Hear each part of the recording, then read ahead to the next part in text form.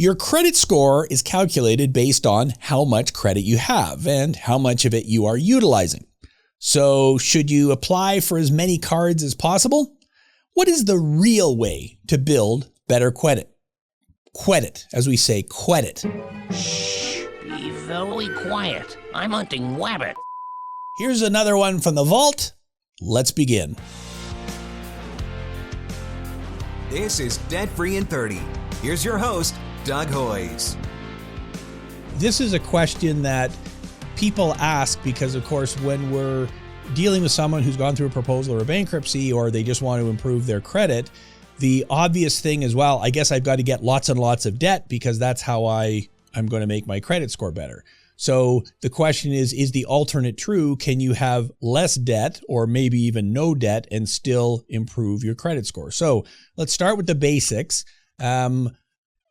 Why don't we just answer the question right off the bat? What is a credit score and can you improve it without debt? Well, a credit score is a calculation of your ability to handle debt. So it's impossible to improve it without debt. So there you go. That was the show. Thank you all very much. That was our first 1 minute and 30 second show. Think about it. Like if you have lots of money, you have cash saved up, you're ready to buy a house, you go in and you're like, you know what, I want a mortgage. And they look at your credit history and you don't have one. How do they know if they can trust you? You might have $30,000, but they don't know if they can trust you. So you may not actually be able to get a mortgage if you don't have a credit score. Yeah, you're right. The purpose of a credit score is to evaluate your ability to handle debt. If you've never handled debt, then how do they know how you can handle debt? So on the surface of it, it may seem that, okay, it's pretty straightforward. You have to have debt to improve your credit score. But I think it's a little more nuanced than that. So for example, I have bills every month. I pay my rent every month. Why does paying my rent every month not factor into my credit score? Because rent isn't credit, and because landlords don't report to the main credit bureaus, so there's no data points for rent on your credit history. Credit scores are directly related to behavior they are predicting, which is borrowing. Okay, so I get that. I'm not borrowing when I'm paying rent. Right. What about my cell phone bill? So, I'm technically borrowing whatever my cell phone amount is each month until I pay it. So do cell phones report to the credit bureau, and does that have any impact on my credit score? Is that considered debt? What's the deal on cell phones? Right. So major cell phone companies do report to your credit bureau. So if you're making your payments on time, that does help build your score. Not dramatically, because it isn't a traditional credit line, but it does help. It also hurts if you miss a payment with your cell phone. So it gives you a little bit of a history, but not enough. And just so we're clear here, where you're getting these opinions that you're spouting here are from actually looking at people's credits reports. Is that correct? Like when you're meeting with a client, either up front or doing a counseling session, you are actually looking at credit reports. Am I correct on that? That's right. And so you have seen on credit reports cell phone bills that report. Yes, I've even seen it on my own. There you go. Okay, so we know that this is actually a thing. 20 years ago, cell phone companies didn't report to credit bureaus. I don't know why, they just didn't. But now they are doing it. So I think you made a very key point there, and that is that if you pay it on time, okay, it may not really help you that much because we're not talking about a lot of debt. But if you are late with it, then yes, it will definitely have a negative effect. So there's one of the answers to the questions about does having debt or not having debt have an impact on your credit score. There's an example where it does. Another question then. So I have lots of money in savings. As you know, I'm a very, very well done, organized guy. So that should make it easier for me to save up for my down payment. That should show that I've got lots of, backing, and therefore I'm a good credit risk. And yet that doesn't improve my credit score. Am I correct on that? Right. It doesn't. Having a lot of cash does not improve your credit score because having cash isn't having debt. I'm not saying don't have cash. It's brilliant. But in order to improve your credit score, you do have to have debt. Simple as that. Okay, so with that background, let's dig a little bit deeper just to illustrate this point and discuss what exactly makes up a credit score. And we've talked about this before. So if anybody is listening or watching and they're going, well, I already know how that all works, I will put timestamps in on YouTube so that you can skip over how a credit score is calculated. But let's go through them really quickly just because that, I think, kind of illustrates the point. So according to, well, you go on Equifax's website, for example, they say that there are 5 components used to calculate credit scores.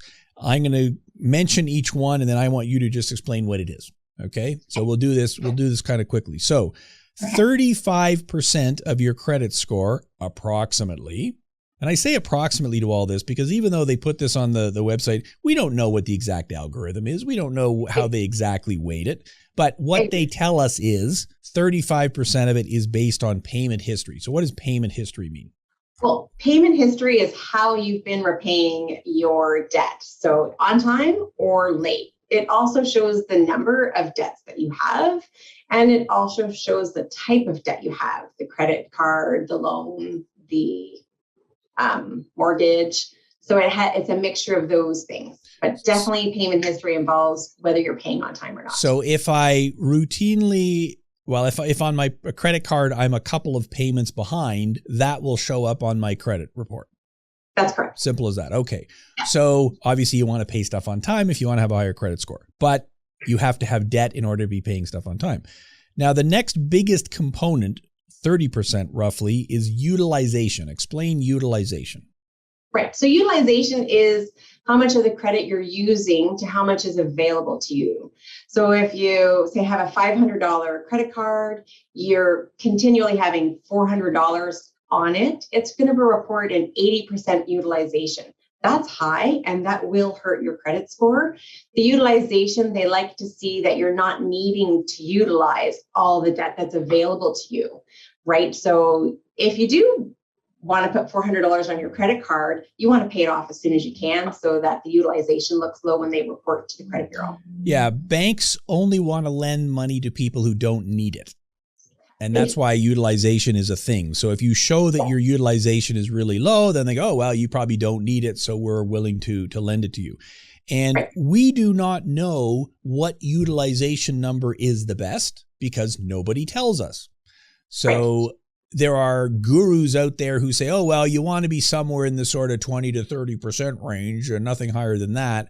I take the view that the best utilization number is 0. Now, of course, if you use your credit card, it won't be 0. That's not possible. But I am of the view that, okay, I use my credit card and I make a payment on it every week so that it's always as close to a 0 balance as possible, which means my utilization is as low as possible. It also means I can't get into too much trouble. Exactly. And you're also not paying interest. Yeah, there's no way you can pay interest. They probably prefer you to have a little bit on it so they're making money off of you. Yep. That's not mine. And the other, I don't want to have them make money off of me. No, I agree. I pay it off. I'm happy to have them pay for the cost of the credit card and me not have to pay for it. What we also don't know is the timing. So my statement might be due on the 21st of every month, but they might report to the credit bureau on the 15th of every month. So on the 15th, I'm at 50% utilization because I've got a $1,000 credit card and I owe $500 on it. On the 21st, I pay it off in full. So I never pay any interest. I never owe anything. But on the day they report it, I've got a 50% utilization, which could have a negative impact on my credit score. Okay, so payment. Well, just one thing I thought of too is that on your credit bureau, they show the reporting date. So if you're really that interested or you're really struggling to try to reestablish, you might want to look at your credit bureau and see if there's a pattern of their reporting date. And so make sure you're paying before then. Yeah, that makes perfect sense. I mean, I'm a big believer in if I get paid at work every 2 weeks, I might as well pay my credit card bill every 2 weeks at the very least. And that way I'm never behind and I don't have to worry so much about it. But you're right.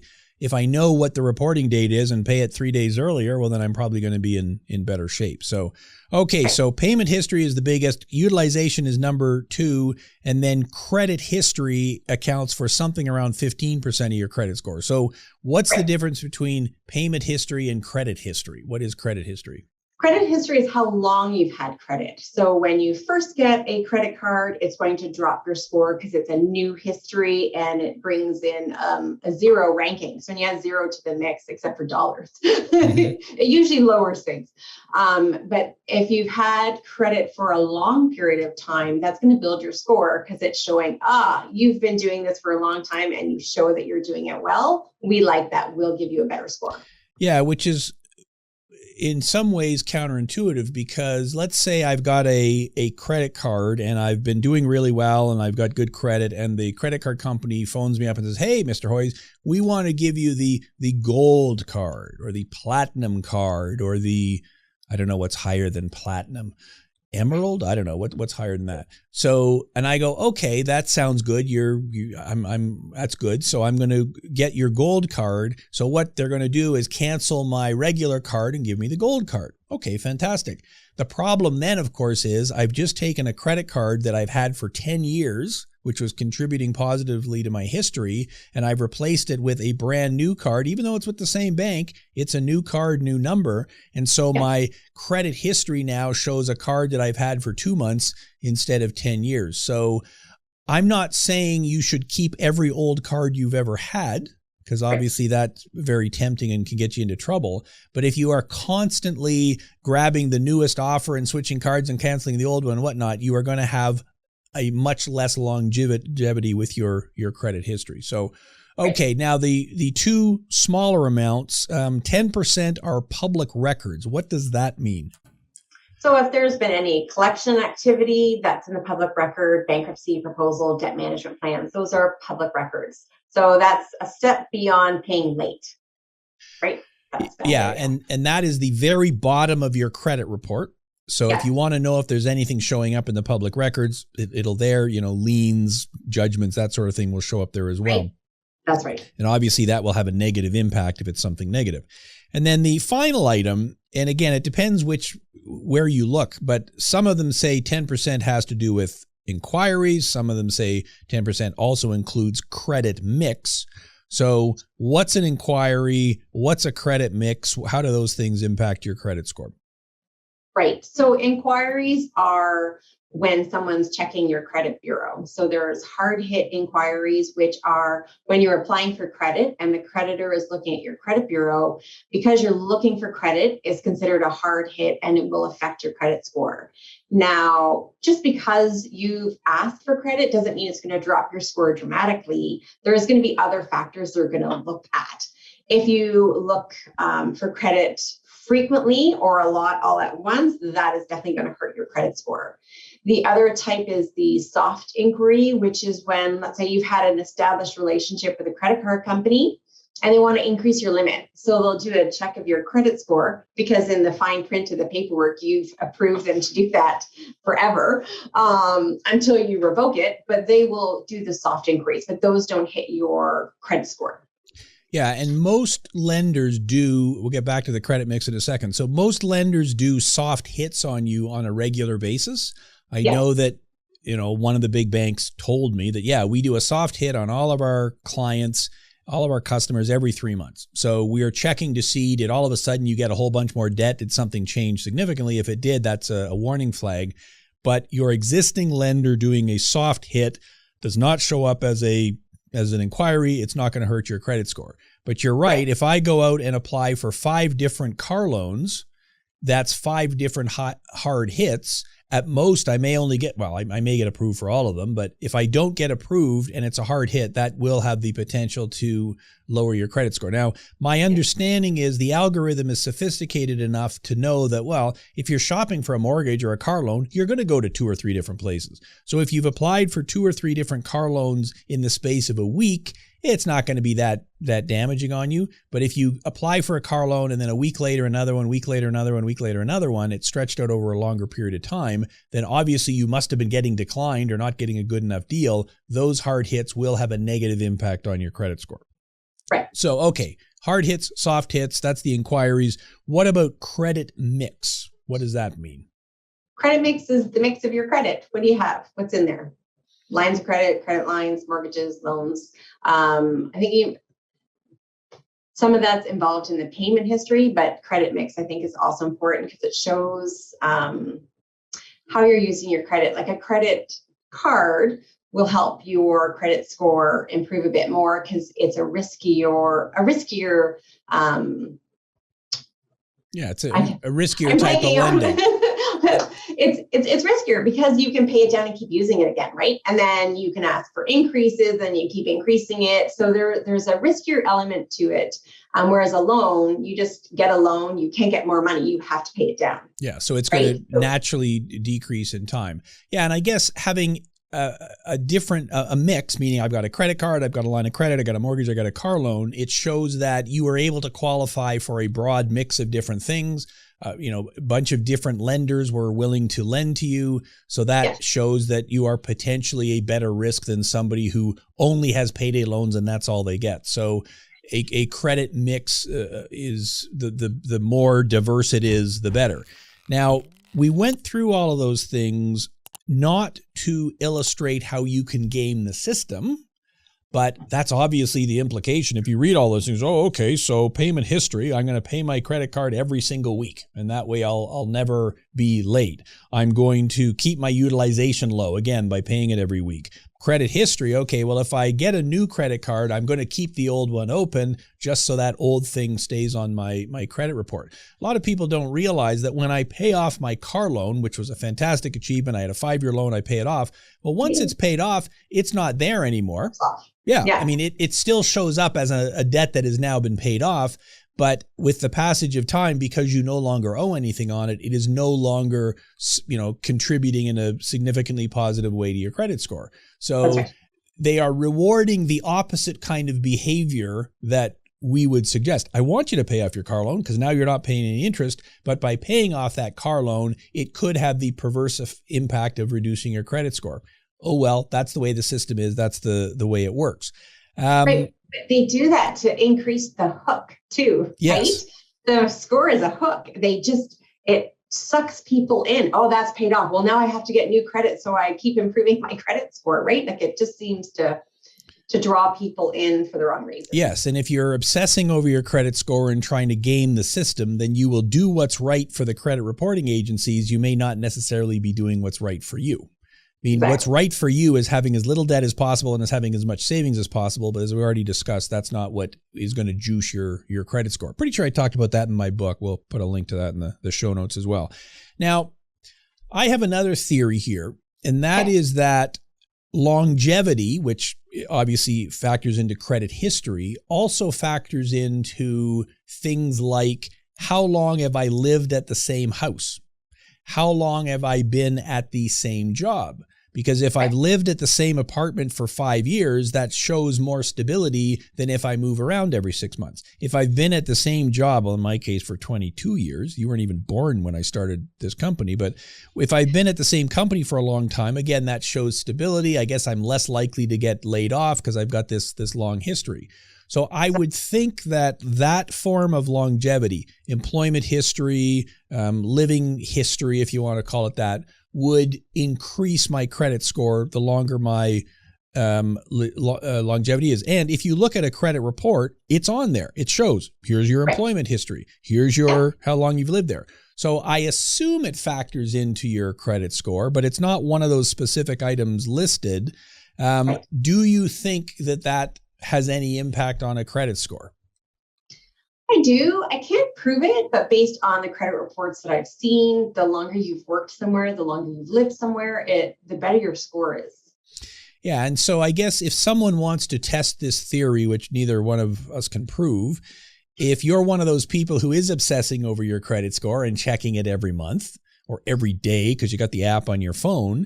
You're going to suggest they move? Yes. Well, when you do move or when you do get a new job that gets reported to the credit bureau, does it make any difference? Right. And I suspect if you have a credit score of 850, well, maybe it's not going to make any difference at all. But if you have a credit score of 500, it may be that there are a few point swing either way by moving around. So if you are planning to apply for a mortgage or a car loan or some big type of credit, and you want your credit score to be as high as it possibly can, then my own suggestion would be, well, if you're thinking about moving, wait an extra month until you've got the loan and then move. Or if you're thinking of getting a new job, well, okay, maybe you wait. Now, I know what I just said there sounds totally ridiculous, because you should not be making decisions on where you live and where you work because of your credit score. That's moronic. Right.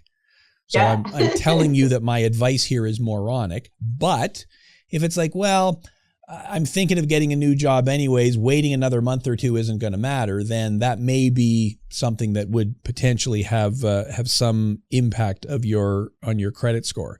Because let's face it. If you have the option of waiting, then wait. Yeah, if it makes sense, you can do it. Yeah. Well, and the other game that people play, I said we weren't going to get into all the games people play, but you got me going here. So if I am a young person, let's say I'm in university or college or something, I graduate, I go off on my own, what you could do is leave your address as your parents' address. Because I know that for a period of time, I'm going to be bouncing around a lot. I'm going to be in university. I'm going to come home for the summer. Then I'm going to get a new job. And then I might have to move a couple of times the first year or two as I establish myself. That's a lot of moving around. If I leave my address at my parents' address, where I've lived for 20 years, then that may be a way to certainly not hurt my credit score. So again, I don't want you to comment on this horrible advice I'm giving, so I'm just going to skip over. So the whole point of this show was, the title of the show was, what was the title here? Can you improve your credit score without debt? So payment history is the biggest component of your credit score. So I'll ask you the same question I asked you at the beginning. Can you have a payment history if you don't have debt? Well, you can, because the cell phone company, because they're reporting to your credit bureau, that is a payment history, whether you're paying on time or not, right? So, but it's really not going to give you a really good credit score. Just because you have a cell phone bill doesn't mean you're going to get a mortgage, right? Yeah, and I guess the reason for that is your typical cell phone bill is $100 a month, right? And the typical mortgage, well, I don't know. What does it cost to buy a house in Canada, Ontario? $1 million probably. Oh my gosh. Yeah. Because it's $1 million everywhere. So when you look at the size and the scope of it, okay, yeah, $100 either way isn't going to have a massive debt. So it is possible to improve your credit score without debt, but not to a significant point. Right. Is what you're saying. Okay. Yeah. So I guess the better question then is, well, why do you want a better credit score? And you already kind of enumerated some of the reasons for that. You know, I'm doing future borrowing or whatever. So, if you want to buy a house someday, you need a good credit score. That's right. But your goal is to buy the house, not to get the good credit score. That's kind of right. And that's why that's important. Is knowing why you want a good credit score avoids that getting caught up in that hook. I always think of the credit score as a hook. It's a marketing scheme. It hooks you in, it sucks you in. And once you're sucked into something, you're not making choices for yourself, you're reacting. So if you know your goal, you know why you want to have a good credit score, then you can utilize it in a way that's going to help you. Yeah, that's a key point. So I want to buy a house. So what's the most important thing when I buy a house? Well, having as big a down payment as possible. That'd be good. Yeah. It would. Which isn't reflected in your credit score. So if I want to buy a house, what I should really be doing is saving as much money as I can so that I've got a bigger down payment. I don't have to pay the mortgage insurance and whatnot. So that's a classic example of doing something that benefits me, but doesn't benefit your credit score. So, okay. Right. On the other side of it too, like we said at the beginning, like just because you have a big down payment, if you don't have a credit score, you're probably going to not get a mortgage. So yes, you want to focus on saving, but you still need a credit score if your goal is to buy a house. So one of the things I did, I had the 2 credit cards, right? I had them for at least 2 years. Limit was $3,000 on each. One of them, I don't ever look at my Netflix goes on there. I pay it every single month. I never even look at it. So it gave me a great rating because it was low utilization and always paid. And then the other card I just used for things I had budgeted for. So I paid them off. And so I didn't have debt, but I was credit worthy. So that gave me a good credit score. So you have the cash saving and you're getting a good credit score without having debt. Yeah, and you had 2 credit cards, which kind of makes sense. I want one as a backup in case, the bank is down or something like that. But you didn't have 10. Yeah. Because that would kind of be crazy. So, okay, so Sorry. Joe, go ahead. You got No, it's a side point. I was just seeing on the news that Amazon was saying that they weren't going to use Visa in the UK anymore. And I started to think about it. I'm like, I only have 2 Visa cards. Maybe I should have 1 MasterCard, 1 Visa, just in case Amazon starts to play around because they don't like Visa's fees. Anyways. Yeah, well, and you're right. I mean, I think 5 years from now, we'll all be paying in cryptocurrency anyway, so it won't matter. So I like to mention that in every show just for the people on Twitter. So, okay, let's end the show then with some practical advice. So what you are saying overall is you should focus on the big picture. Savings is more important than your credit score, whatever. But if I am in a position where I would like to have a better credit score in the future because, I know I'm going to need to borrow, or I just want to have a credit card so I can, book a hotel room or something. Right. What are the kind of easy, obvious steps I should be following? Right. So if you're just starting out, like you're just going into university, just came here from another country and you're starting out, obviously you're starting with something small like a secured credit card and having a cell phone with a major company. So that's starting your history. If you already have debt and you already have an established history, you're going to check your credit report and make sure that there are no errors. So you're checking for your employment history, you're checking your addresses, your phone numbers, and the actual debts that you have. So if that's all clear, great. If there's errors, you want to correct that as soon as possible, and certainly before you apply for any new credit. And just on that point then, it is possible, in fact, quite easy right now, to get your credit report for free from both Equifax and TransUnion. And I always recommend you get both of them because one could be right, one could be wrong. And exactly what you just described. You can go in, like with TransUnion, for example, you can set up an account.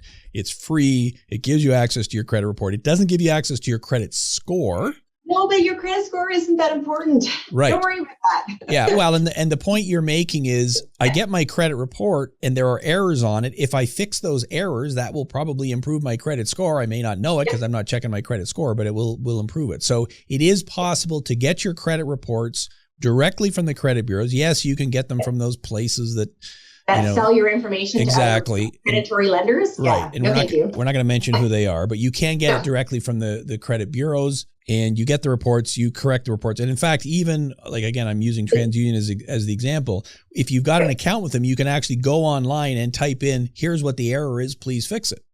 So it's a fairly simple process. So, okay. So thank God. Yeah. So back to your practical advice, then get a copy of your credit reports, correct any errors that are on them.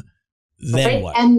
And make a strategy to ensure you're paying your bills on time. So whether that is setting up an auto payment to come out of your bank account on paydays to pay your bills, but do something to make sure your bills are always paid on time.